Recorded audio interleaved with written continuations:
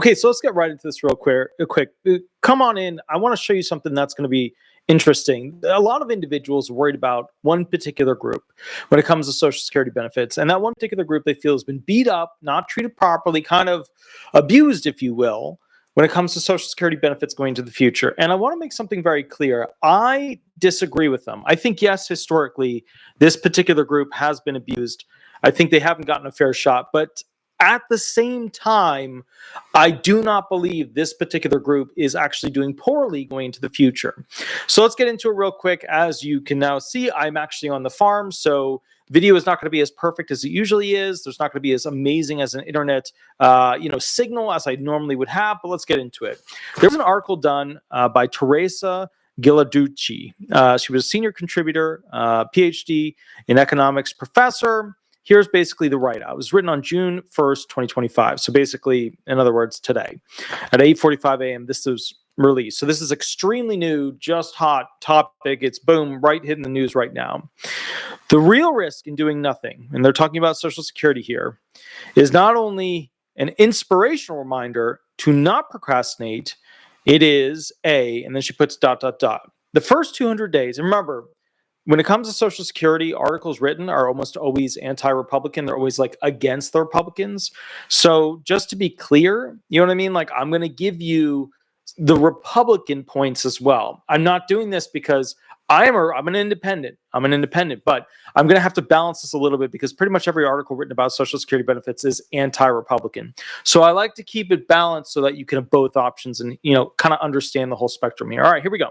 In the first 200 days into President Trump's second administration, because remember, like, they can't say like the first year, the first 6 months. They got the first 200 days. Okay. So in the first 200 days into President Trump's second administration, Social Security is under both overt and covert attack. Though there are no dramatic cuts to Social Security being proposed, don't be fooled, doing nothing is doing something bad.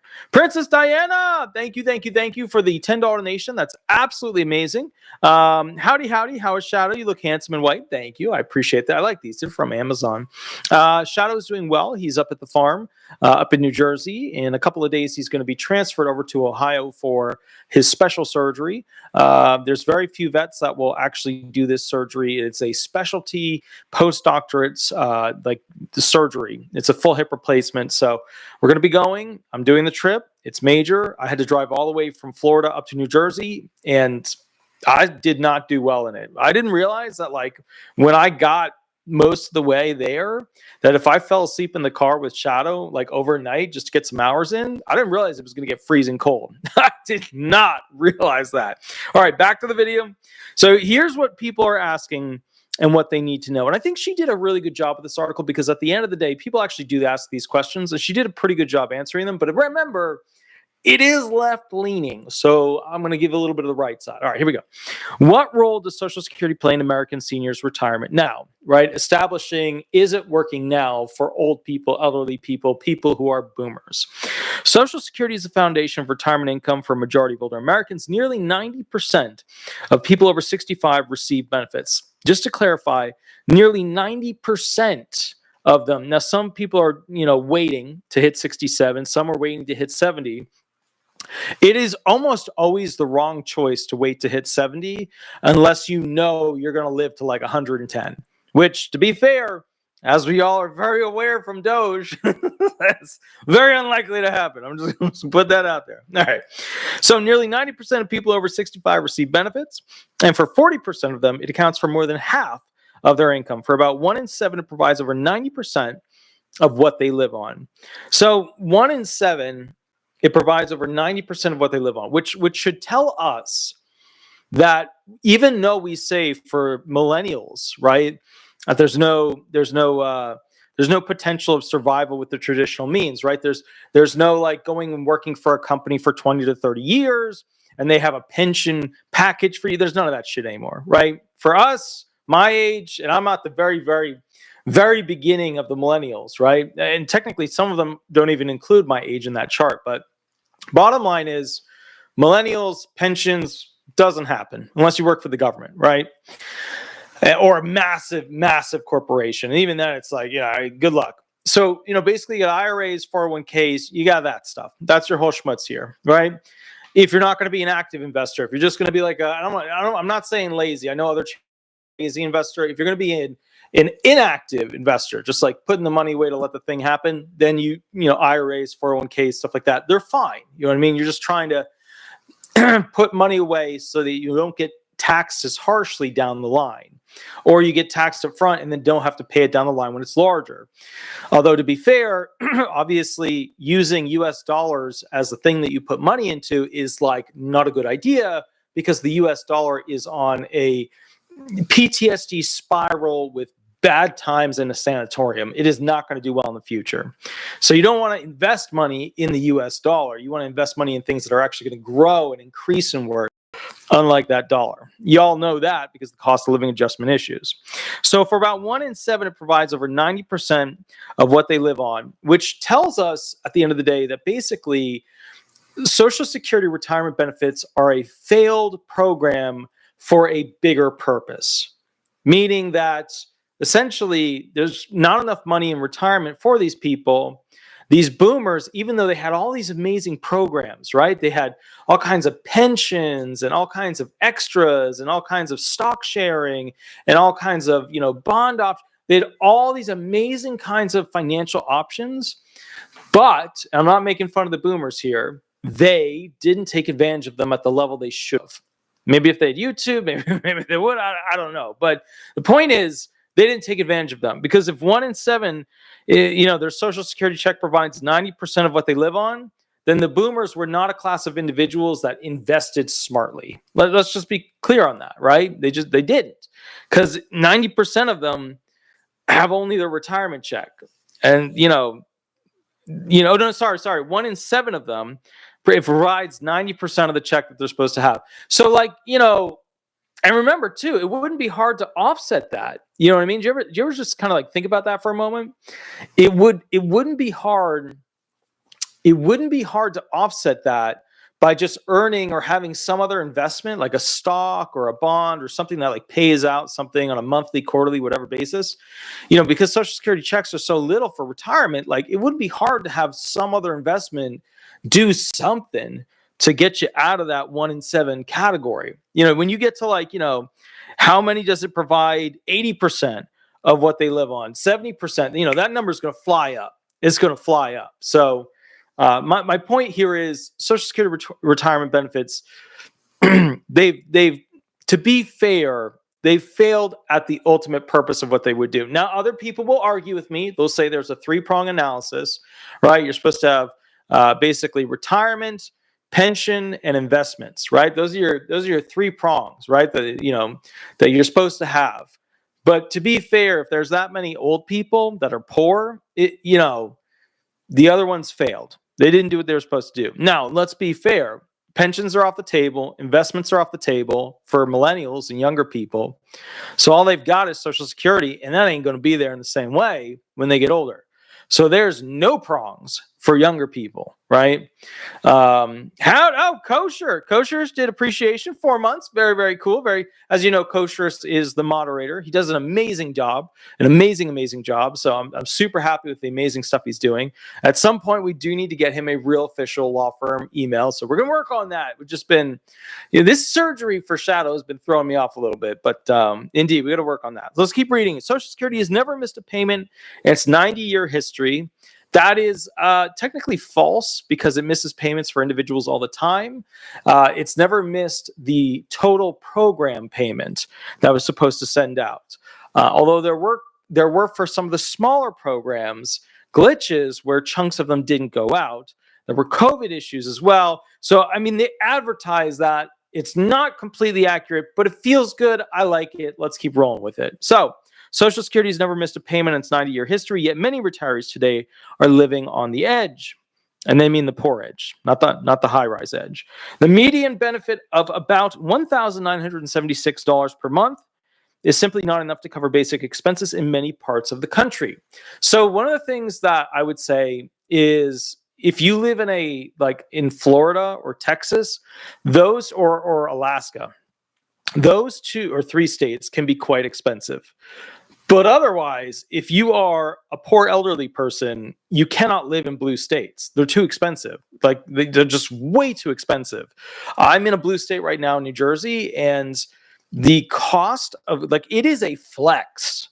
It is a like flex to go and eat at Subway at this point because it is that expensive in these blue states to go to any restaurant, anything at all. Like it is obnoxiously expensive. Now, the red states, you go to like Mississippi, Kentucky, stuff like that, it's a lot cheaper because the people don't have as much money there. It's like a different country. You go to parts of Mississippi, and I'm pretty sure that county, some of those counties are a different country, But the point is, like, you have to move to a place that's going to make sense financially.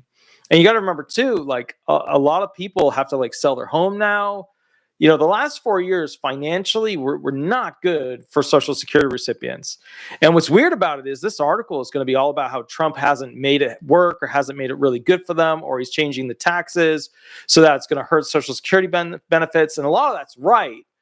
But if we compare that to the amount of worth that was lost during Biden's administration, the worth of that dollar bill during Biden's administration, the decrease was massive. I'm not saying that to pick on Biden. Like, he had COVID. He was coming out of COVID. It was going to be a shit show no matter which way you turn the boat.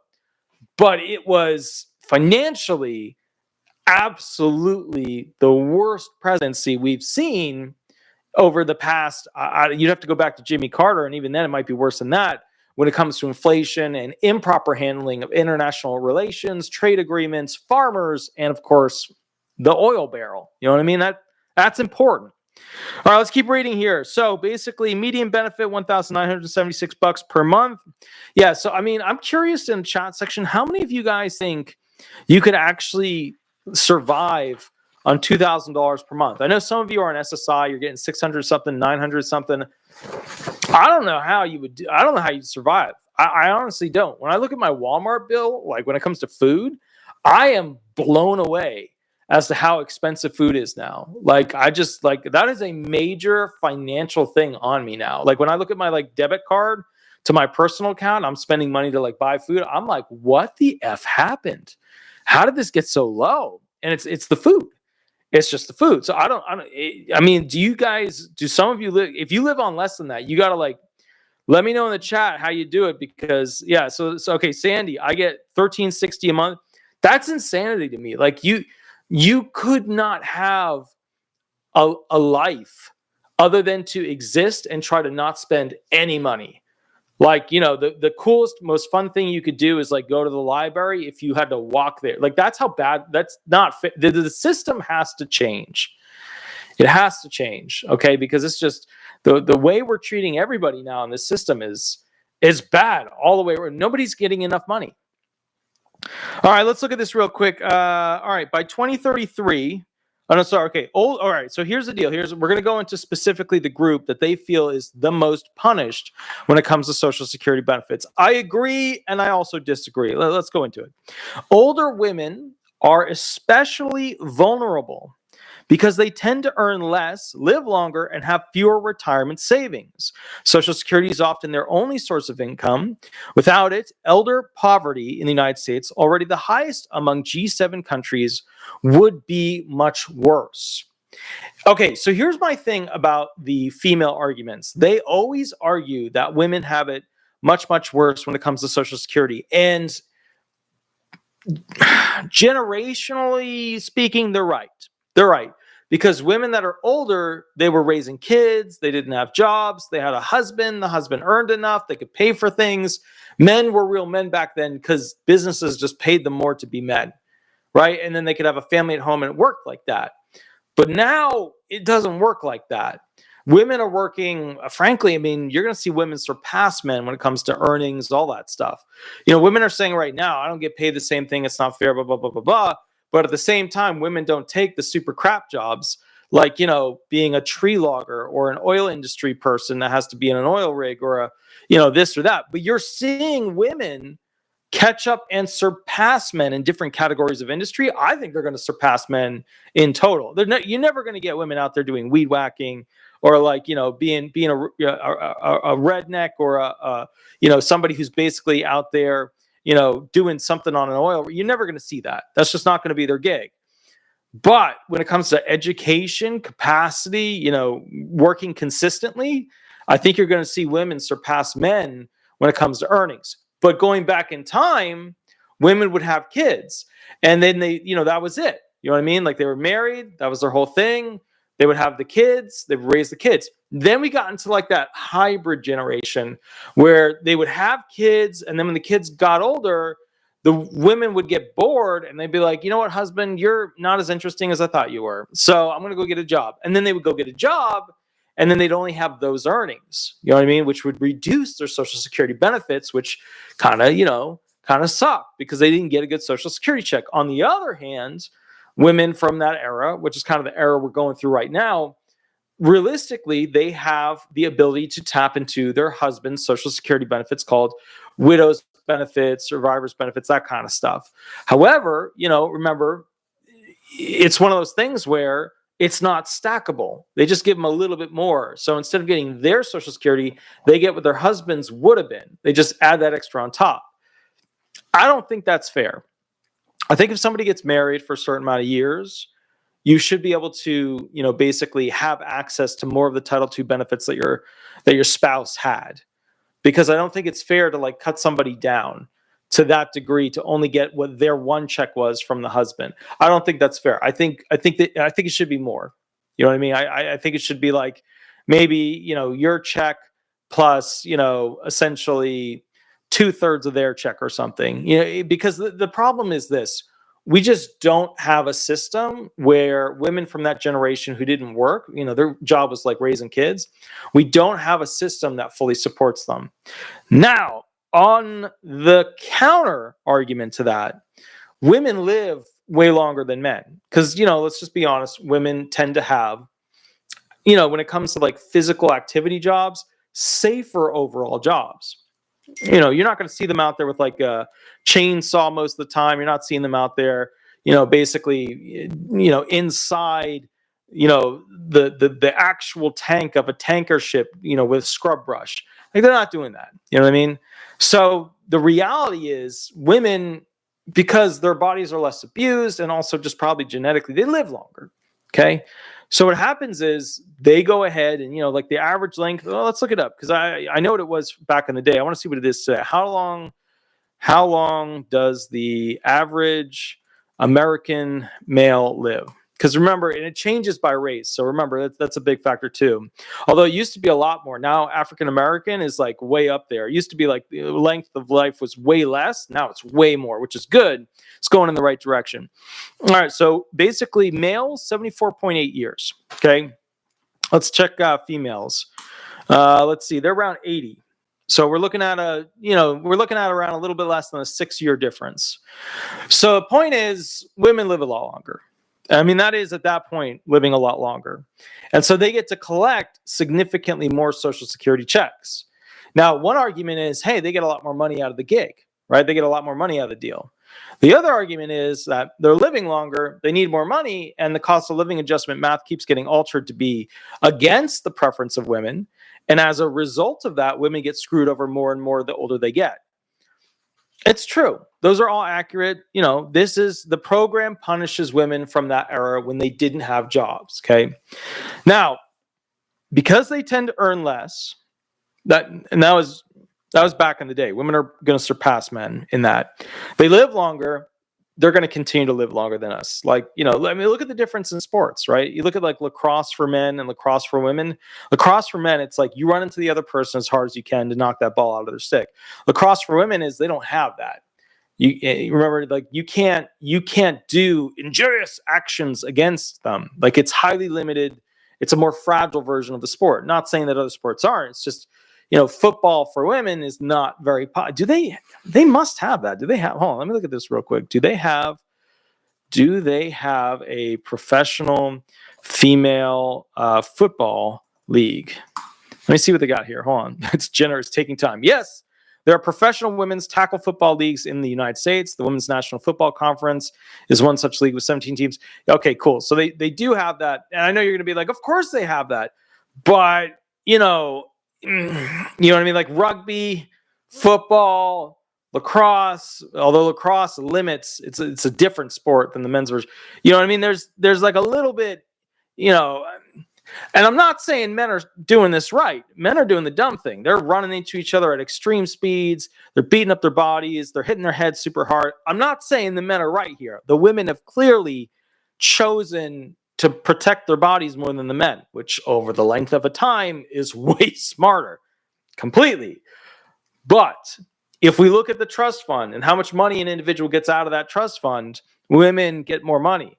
But as they're living longer, they don't have as much per month because the cost of living adjustment keeps screwing them over each and every year. So, yeah, all right. The group that gets punished the most would be women, okay?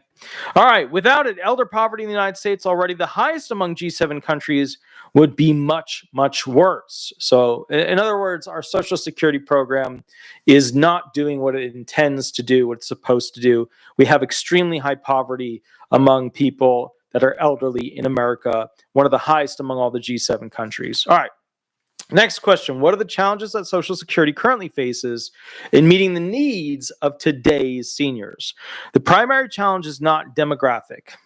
Yes, more people are retiring than ever before. Over 60 million Americans now receive Social Security retirement benefits, up from the about 32 million in 1983. But we knew this would happen. Back in 1983, Congress believed it had adequately funded the program to prepare for the aging baby boomer population. Obviously, they didn't. 2033 is going to go to shit. You know what I mean? So just to be clear, it only took, let's see, 83. So you got 93, 03, 13, 23, 33. You got 50 years there that it went to shit. Like literally the trust fund runs out and now we have to basically, everybody gets less. That's what's going to happen across the board for retired people. What lawmakers did not anticipate was that the wage growth would be concentrated at the top, above the Social Security payroll tax cap. So what they're saying is the main thing they didn't see in the 80s was that so when it comes to people earning, like, okay, I'm an electrician, and the electrician's earnings should have gone up more over time. But instead of that, what we have is, I believe the technical term is called, in America, bullshit capitalism. Yes, this BSC, as I like to put it, bullshit capitalism, essentially allows super ultra wealthy to become, you guessed it, more super ultra wealthy. So the people that were earning a ton of money kept earning a lot more money. And because we only have to pay FICA taxes up to, I'm not even sure what it is today. Let me see what it is for 2025. Hold on. What is the FICA tax cap limit? We're Googling a lot today. It is, let's see what it is, $1,706,100. So $176,100. So to me, that's a lot of money because I don't get paid that, or fucking close to it, but it is what it is. But the point is, $176,100. They only tax FICA taxes up to that point. Now, look, they could tax FICA taxes up to $400,000, or they could just tax super rich. They remove what the Democrats really want, remove the cap, and just tax everybody, and then tax them on not just regular income, but investment income and all kinds of different income. But what that's going to do is you're going to see the wealthy immediately change, what their citizenship is and where they get paid from to a different country. And then we're not even going to be able to tax them in the same way that we did before, which means we're just going to lose out on more money. We're going to lose out on more businesses, more money, etc. Because remember, America, like a lot of the poor don't realize, but we as America need the rich more than we need the poor. And I know people are going to hate hearing that. I know that's like, how could you say that? That's damn you to hell. I get it. But America needs the rich more than it needs the poor. And the poor are going to be like, well, that's not fair. And I get it. But remember, America needs the rich because the rich create, businesses, they sell products, they've tapped into utilities, they make taxable income, they're able to go ahead and create industries, build towns, all that stuff. The poor, can't do that. They can't do any of that stuff unless basically they start reading on it, figuring it out, and building towards that. And, to be fair, like a lot of the knowledge of how to do that, I have learned more from YouTube on how to invest than I got from my master's in business administration, my MBA. So like for me, it was really, I don't know, it was really, when I look back and look at like what my MBA had me working on, like how to build a 10K, how to build a 10Q, all this like corporate management, blah, right? They didn't actually teach me how to make money. Law school, they never taught me in a single class how to create a fee petition, like my hours, how to how to show what I spent, what I should be paid, what happened. They never showed me that. Traditional academia prepares people to live inside the bubble that the rich are outside of, because the rich create the companies or the employers. That's how they do it. You know what I mean? And then they create a system that you use your skills inside that they agree to pay you a certain amount for. But you know how capitalism works. Capitalism, the way it works is whatever you do, they have to make significantly more than that to pay you less for it. Otherwise, you would just, have your own company doing it. But the point is, capitalism is always never paying you for the fair worth of your work. It's always paying you for a smaller amount because you are joining somebody else's thing. That's what it is. You never get, if you ever work for a corporation, you never get paid what you're supposed to get paid as if you owned the company, as if you were just doing it on your own. But that's the point of it. The rich have to create these entities, in the website and the advertisements, and buy all the products and buy all the machines and buy the buildings and buy the this, buy the that, get the certifications, line up the insurance. They have to do all that to make it work in America. And as America becomes more based on this idea of like, well, we need to regulate. Like if you go to California, you can't do a lot of stuff. Like just too many business requirements, specialty fees, assessments. You just can't do a lot of stuff. That's why a lot of these people move out of California, because it's too expensive to live there. You don't get paid enough to live there, and the rich people can't afford to start new stuff there. Like the old days of like California being incredible because like you could start a band in your garage, those are over. They don't have garages anymore unless you're wealthy. And even if they do, they're next to somebody else. You can't have a band in it. You know what I mean? It's just, it ain't going to work. Let's keep reading through this article real quick. So the basic thing is back in 1983, they got it wrong. 50 years later, shit's going to hit the fan. We are very close because, we're 2025, 2033. It's going to get bad. What lawmakers did not anticipate was that wage growth would be concentrated at the top above the Social Security payroll tax cap. As a result, most earnings growth escaped Social Security taxation. Meanwhile, more wages stagnated, and the growing share went to cover health insurance income that is also exempt from Social Security taxes. Basically, us having to go ahead and do the whole health insurance thing. I don't know if you guys have realized, but health insurance, there are some very scammy things going on with Medicaid, very scammy things going on with Medicare. I'm going to try and do some videos on that in the future because I've been reading up on it, and I am amazed at what people get away with when it comes to, trying games and stuff. I'm amazed. So, all right, next thing. So wage stagnations, periods of unemployment, and the rise of under the table and gig work, which is where you don't like work for a company. You're just, you're showing up on that day, or, you've been working under the table for a while. Although under the table work has always existed. Like I always knew a pizza place that was paying somebody under the table. That's just how it was. Where neither employers nor workers contribute to Social Security have all reduced revenue flowing into the system. That's why the program is now paying out more than it collects. Well, that's actually all. That's all true, but it's wrong as to the main I love the person who wrote this article, but they got the main point wrong.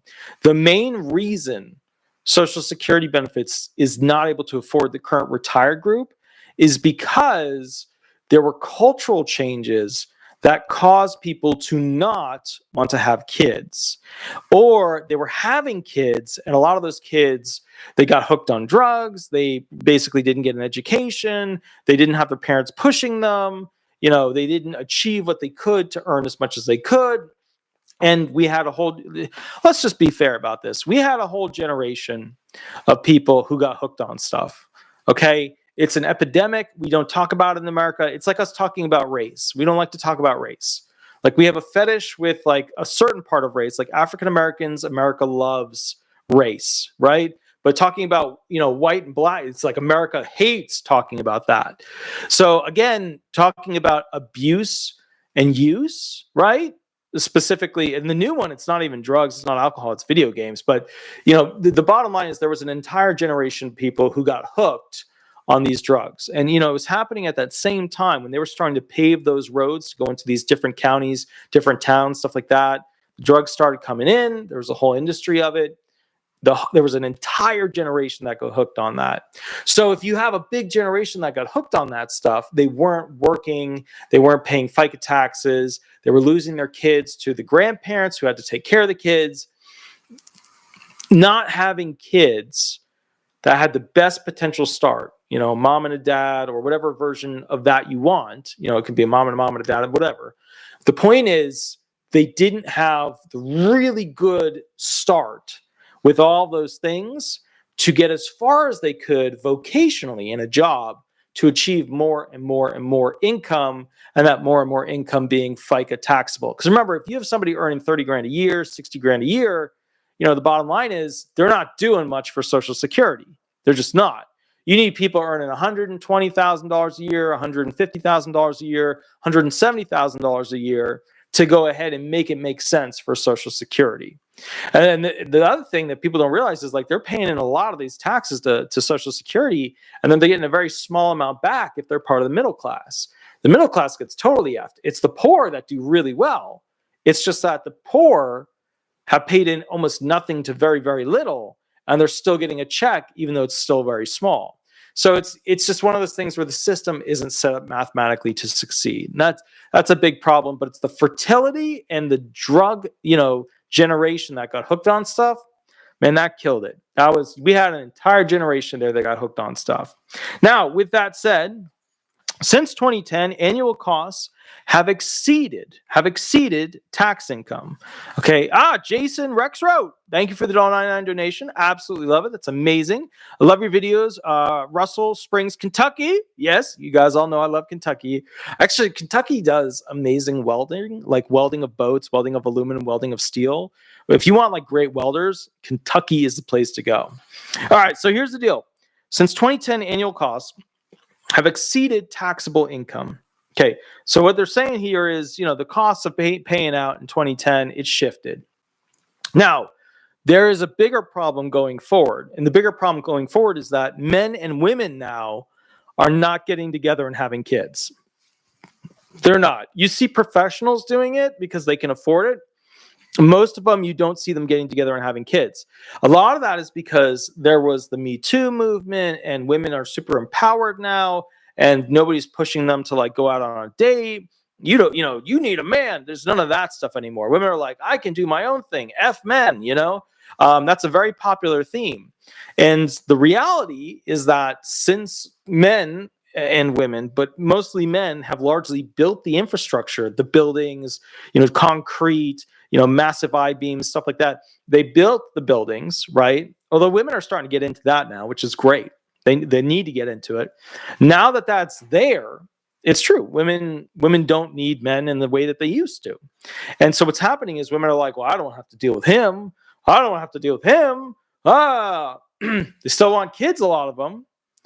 But they're like, how can I snooker one of those? What's the adoption process? How do I get one of those? So as a result, what you're seeing is not enough kids being born.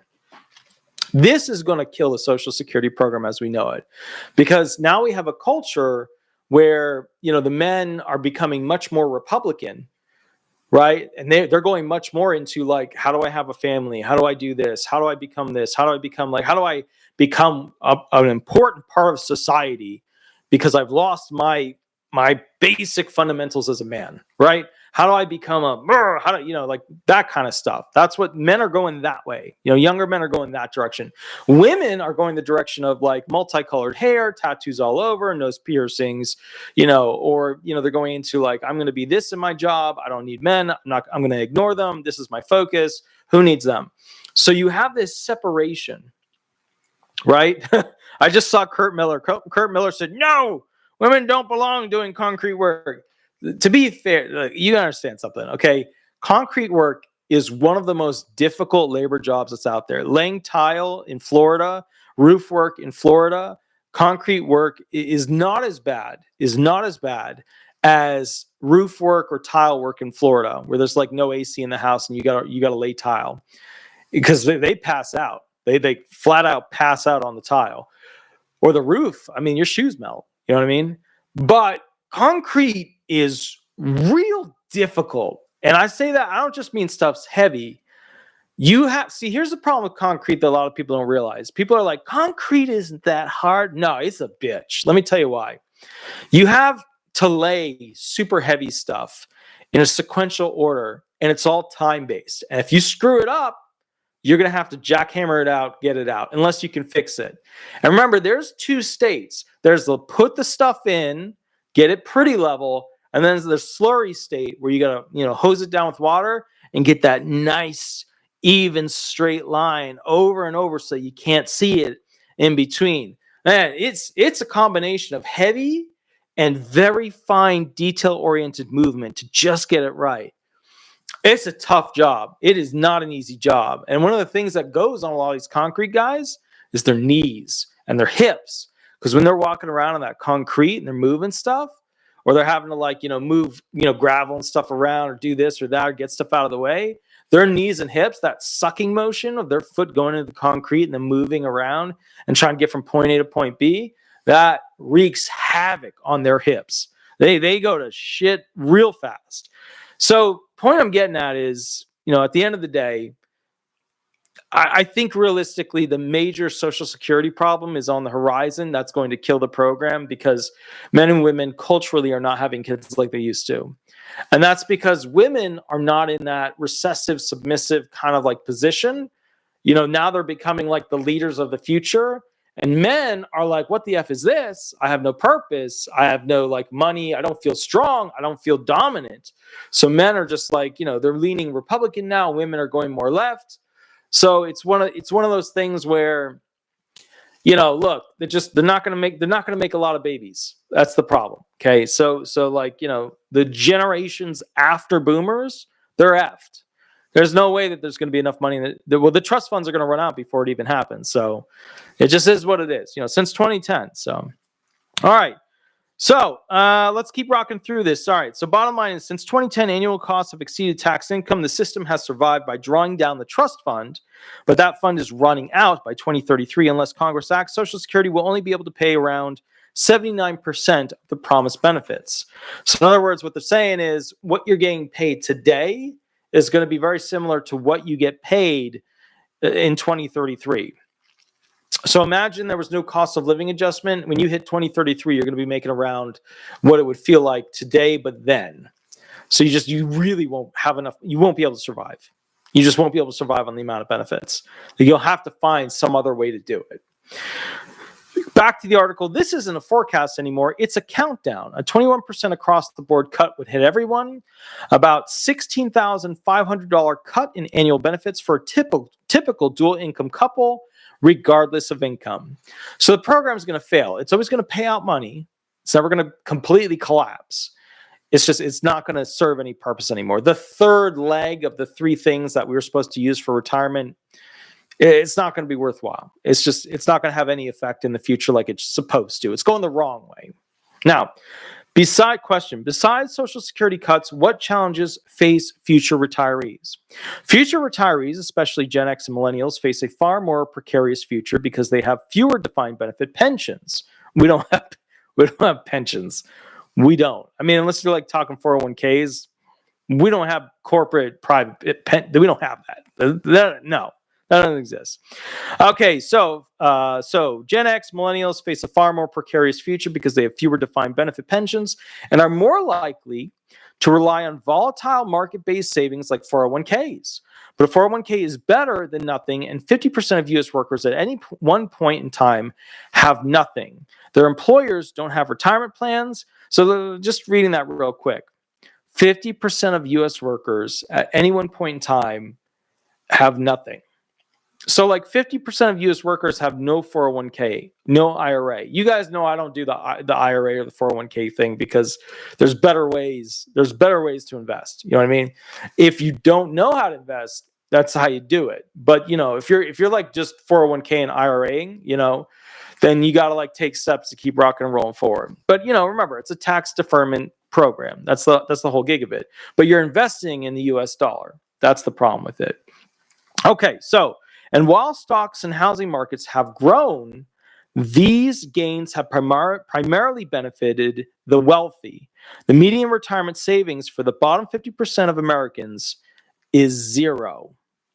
So let that sink in real quick. That's a not so good statistic. The median retirement savings for the bottom 50% of Americans is zero, meaning they don't have a savings account. In fact, during Biden's 4 years, they did a study and they found that essentially the savings accounts for most Americans had been wiped out. When you make food that expensive, it's not, people can't afford it. The credit cards get maxed. Then at that point, the savings gets used. Then the credit cards get maxed again. It is what it is. It's, I'm not trying to beat on Biden here, but I think we can all agree that was not a successful presidency. You know what I mean? Let's just be fair about this. And, every time I thought Social Security was going to get a helpful hand, it didn't even make it to round 2 of negotiations in the House or the Senate. In truth, the only thing we got from him was Commissioner Martin O'Malley. But other than that, and Commissioner Kijikazi was good too. But other than that, the Senate, the House, the Democrats in general, I thought they were going to do a lot more. I felt assured when they had the House and the Senate, they were going to make it happen. I mean, there were tons of fixes they could do. There's tons of things their party promotes. But it didn't happen. They didn't even make it to round 2. So for me, it was very upsetting because I watched what I thought was a sure thing get completely turned around and just turn into a really unacceptable presidency, in my opinion. Meanwhile, out-of-pocket health care and long-term care costs are projected to exceed $120,000 for the average person turning 65 today. Most retirees are not prepared to bear that burden, especially with eroding Social Security benefits and Medicaid costs and Medicaid cuts. So here's the deal. When you think about your Social Security benefits, the money you get each month is peanuts compared to the benefit you get from Medicaid and Medicare. You could spend hundreds of thousands of dollars on Medicaid and Medicare. You could literally go that route. I mean, Medicaid is a little bit tougher, but of course, but you could spend lots more than what you get for the year in that check. Your health insurance is really where you get the money out of it. Older people need Medicaid, and so do their family members who would have paid if it weren't. So who would have paid if it weren't for Medicaid? Surprisingly, middle and upper income people will rely on Medicaid more and more for long-term care. Now, over 30% of 70-year-old singles in the bottom third of the income distribution receive Medicaid, as does over 10% of singles in the top third if they survive into their 90s. And middle-income folks who spend at least 2 years in a nursing home are 9 times more likely to be on Medicaid than those who are not. So just to be clear, when you're born, you don't have money, you need money. When you're older, you very likely will not have money. You will very likely be relying on socialism. You know what I mean? Like that's the reality. Medicaid is socialism. Retirement benefits are socialism. You will be required to utilize socialism because you're not working anymore. And you haven't been able to save enough in your life. You haven't been able to make the investments work. So it is what it is. I don't say this to upset people. I just say it to say, like, it is what it is. You know what I mean? It just is what it is. America's not what it used to be.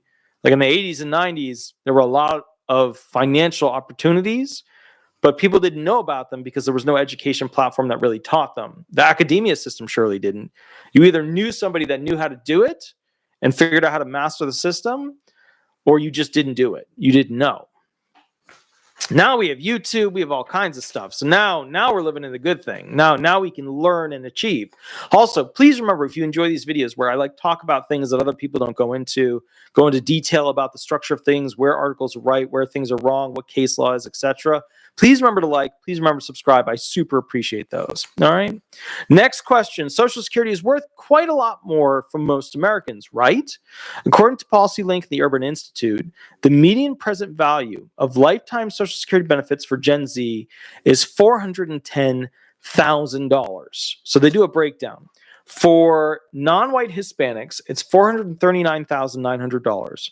For Hispanics, it's $359,800. For African Americans, it's $332,700.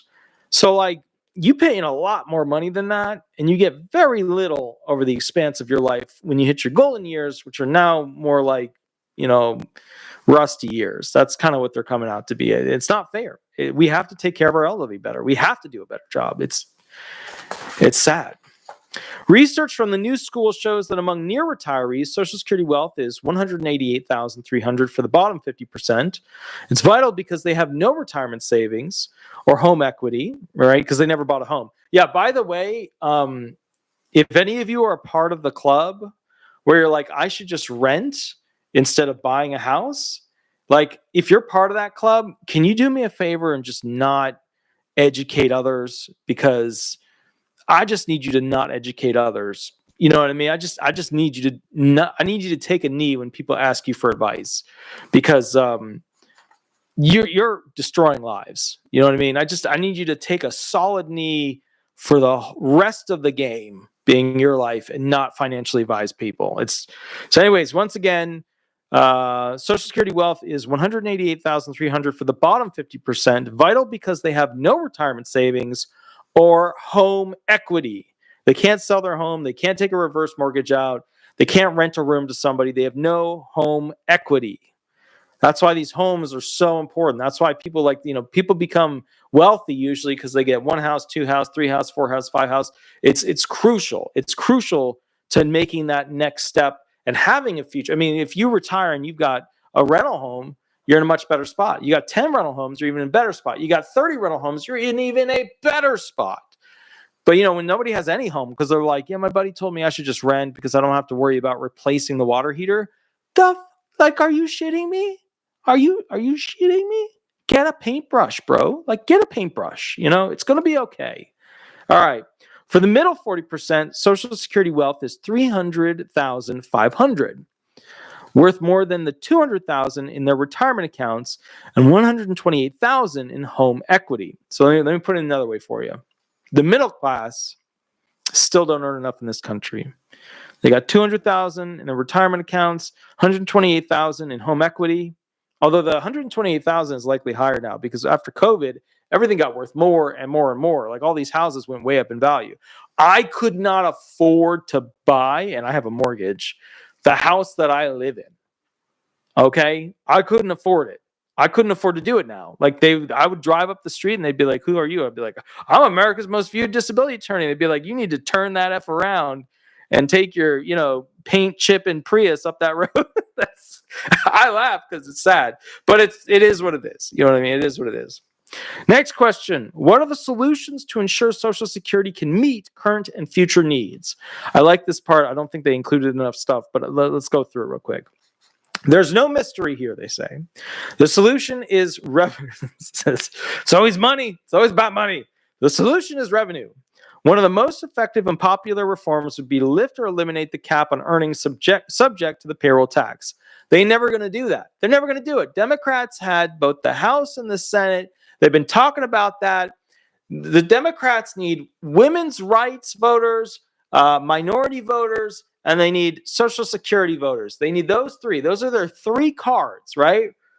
They had the House and the Senate to pass, getting rid of the cap. They're never going to do that. They're never going to hurt the rich because the rich pay for their elections. They're never going to do it.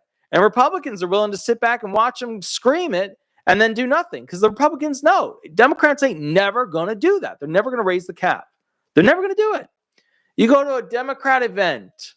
You go look at that sponsor. That sponsor's a billionaire. He gets a speech. They are never going to tax that billionaire another 12.4% on every dollar that he earns. They're never going to do that. Okay. Right now, people stop paying to Social Security once they earn. They said 168,600. That was last year's. I think they got this wrong. Hold on. FICA tax, yeah, it's $176,100 in 2025. So they got that wrong in this article. In effect, a millionaire pays a smaller share of their income into Social Security than a middle-class teacher or nurse. Okay, so let me read that to you again. Okay.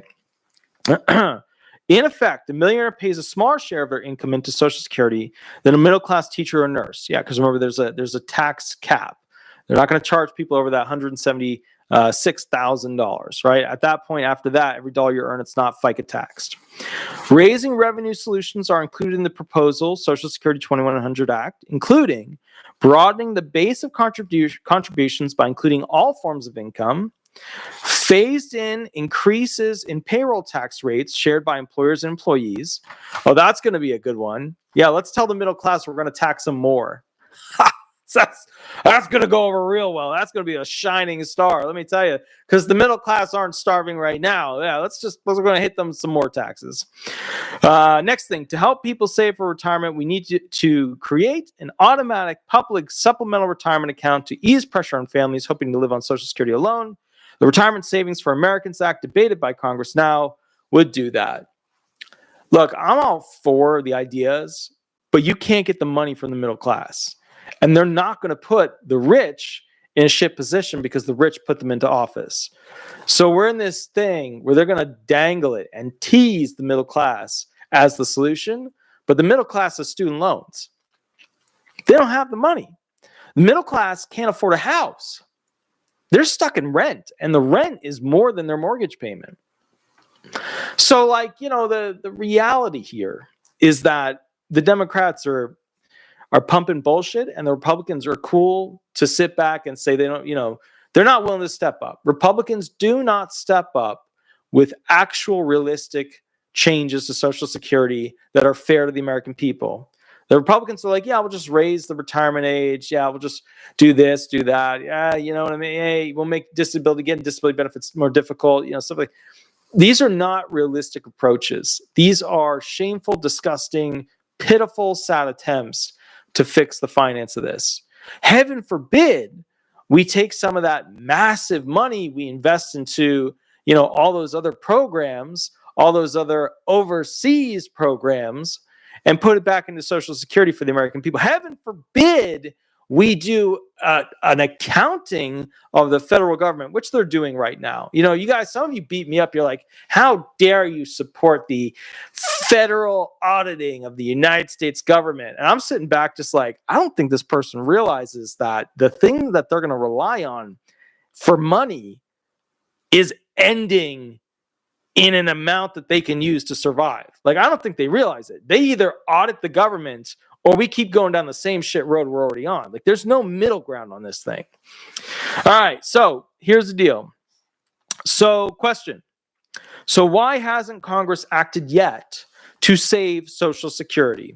I think it's pretty easy. I think it's pretty easy to understand why, but let me read what they said.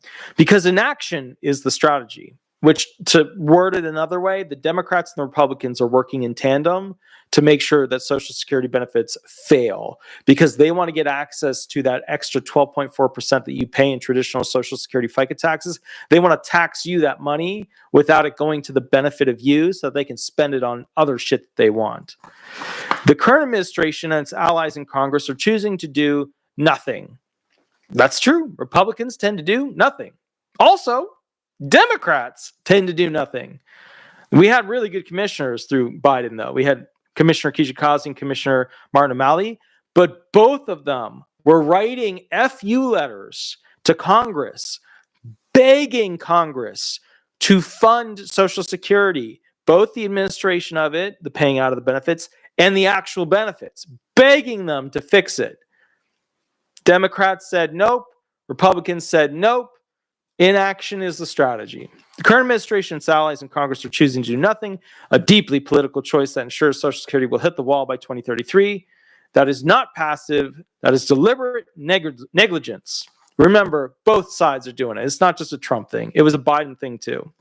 A benefit cut of 21% isn't hypothetical. It's already written into law if Congress fails to act. Because remember, they can change what they pay you whenever. Like, you don't have a legal right to this money. It's just a tax. 1937 Supreme Court ruling. Moreover, Trump's no tax on tips proposal in the One Big Beautiful Bill sounds generous to workers, but it would significantly reduce Social Security revenue by about $30 billion and accelerate its insolvency to as soon as 2032, according to the Committee for Responsible Federal Budget. Now, yes, doing that is not going to help Social Security. It's a bad thing. But also, this is not uncommon. If you look at what Biden did in January, right before Trump took office, he passed a Social Security Fairness Act, which also took like a 6-month hit to the trust funds to pay people who have a pension even more money. Not that they don't really deserve it. They were in jobs that, like teachers, cop, sheriff, firefighter, whatever. They deserve it. But at the same time, like that, it ain't like Trump's not doing exactly what Biden did. Okay, same gig. I'm trying to give you the neutral in the middle. I'm not defending Trump. I'm not defending Biden. I think they're both making mistakes here, but I'm giving you the independent in the middle. All right. So $30 billion accelerates its insolvency to as soon as 2032. And there's more. Number one, layoffs of 7,000 SSA workers, closure of offices, fraud crackdowns that deny people access to benefits, and two, the elimination of evaluation and independent research on February 21st, 2025. DOGE cut the research and disability research centers at 6 universities. To be fair, we need more research, but they needed to do less with the universities and they needed to do more with private enterprises that could give better products, give better services to Social Security to expedite the entire system internally. The universities, as you have noticed, they just had that huge thing with Harvard where they fired a professor because she put a bunch of BS data into a situation, right? I don't trust reports from Harvard professor. I don't trust reports from, Yale graduate, Columbia graduate. I don't trust reports from those groups anymore. The government pays massive amounts to the research groups. I don't trust them. If it's an Ivy League school, to me, it's lost all credit. I think brilliant people go to them. I think brilliant people come out of them, but I don't give them credit anymore. And it's because they've been so politically, they've been so heavily paid, they've gone into the shame game of manipulating outcomes. And when you manipulate outcomes, you end up with some weird stuff at the end, and that's what we're getting from them. All right, with that said, these efforts erode the public's trust in the agency's ability to serve its mission. A letter requesting RDRCs to be reinstated from respected academics and groups advocating for the aged was sent to Republicans and Democratic lawmakers Susan Collins, Patty Murray, Tom Cole, and Rose DeLauro in March. Look, what we needed, was private industry AI people to mass figure out how to hyper automate Social Security administration. What we needed was a better phone system. What we needed was a better online portfolio profile that you can log into. What we needed was a simpler way to figure out if somebody was severely disabled. They've been working on that for decades and decades and decades with these universities. In fact, one of the things that they spent, I think it was $500 million on, which was the new Dictionary of Occupational Titles, they scrapped it. They killed the program and said, nah, we're just going to use DOT. We can't afford the fix. And basically, at the end of the day, it's just not where it needs to be. I mean, $500 million was lost. $500 million was lost on university-based research assistance and internal social security program creation. $500 million. Just let that sink in a little bit, okay? That's some money right there.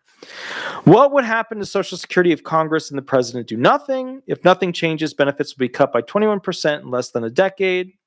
For a median retiree, that's a loss of about $414 a month. In other words, Social Security benefits become irrelevant. We have to change them into something else. We have to end one program to create another one. That's not just a policy failure, it's betrayal of a promise. Americans paid into Social Security with every paycheck they earned. To renege now is not fiscal prudence, it's political cowardice. Look, I did a video and I got in trouble with a politician because of it. I did a video and I got in trouble where I said, is Social Security worse than a Ponzi scheme? Because, the Democrats were beating up the Republicans. The Republicans were calling it a Ponzi scheme. The Democrats were like, how dare you? Blah, blah, blah, blah, blah. And then little old me, Attorney Walter Hnot, most viewed, subscribed to, and, clicked on Disability Attorney in America. Little old me made a video about, what? Ponzi scheme is bad, but what's worse than that? It's Social Security. Ponzi scheme, you made the intentional choice to invest in something that thereafter you found out turned out to be fraud. Social Security, you don't have that choice. It is a forced withdrawal of 12.4 up to 1670% with Medicare, depending on how it comes down. It is a forced withdrawal of a significant amount of your check every time you earn money that you don't get a choice to invest with. There's no choice. There's no choice. You have to invest in Social Security and pay for other people. That's how it works. That's the gig. You don't get a choice. Ergo, Social Security benefits are worse than a felony level criminal Ponzi scheme. It is what it is. Does it mean it's a bad program? No. Does it mean the government is not properly funding it and is not properly taking care of it because they want to go ahead and end it? Yes, that's what it means. Okay. Final thought in Social Security of Americans' elders. Here we go. This is the final thought of the person who did the article. As I've said before, enemies of Social Security don't need to pass a bill to kill it. They just need to run out the clock. Every day of inaction is an act of aggression against the system that protects our elders from poverty and indignity. It's time to stop pretending that nothing is happening to Social Security. Social Security card sinking underwater is the future of essentially Social Security benefits. So essentially what's going on? Let's boil it down here. People are starting to realize that both the Republicans and Democrats have an intent to destroy Social Security as a system. Republicans hate it because it is socialism. And also, frankly, it is bankrupting the country. Democrats love it because it is socialism, and also because it helps keep our elderly people who haven't worked as much, or people who have never worked, it helps keep their heads above water, okay? Although SSI comes from general taxes. So, another thing that we have to keep in mind is that Social Security in the form of supplemental security income pays for, a chunk, and it was about to have a legal change, but it pays for immigrants, and Democrats love that because remember, that's how you get more votes. So the bottom line here is that we have two-party system in America. Both parties do not have a fix that'll actually work, and both parties know this, and they collaborate on making sure that it ends up dying as a program. When somebody tells me they're a Democrat and that means they're for Social Security, I laugh because that means you are part of the machine that is pushing inaction. Now, I've seen some senators that are pro-Social Security benefits that are on the Democrat side. They are pounding their fist on the table over and over and over and over again. And there are other senators that are Democrats. They're sitting there just ignoring it because they know they're never going to tax the rich. They are never going to tax the rich. They're not. They're not going to do it. All right, with that said, we've gone through a lot of topics. Please remember to like and subscribe. Hit that like button. Also, if you really want to help me out, head over to Disability Resolution Law Firm, Disability Resolution Florida on Google. You just search this. Throw some stars up there. I love reading them in the morning. It's up to you, though. With that said, I go live on Mondays and Thursdays to answer questions for free. And also, there's a mini contract for a private 1-hour session if you want to ask me questions about Social Security law. I will catch you all at the next video in about 10 to 15 minutes. Attorney Walter Hnot, I hope all is well. We'll rock and roll from there. Please be nice to each other.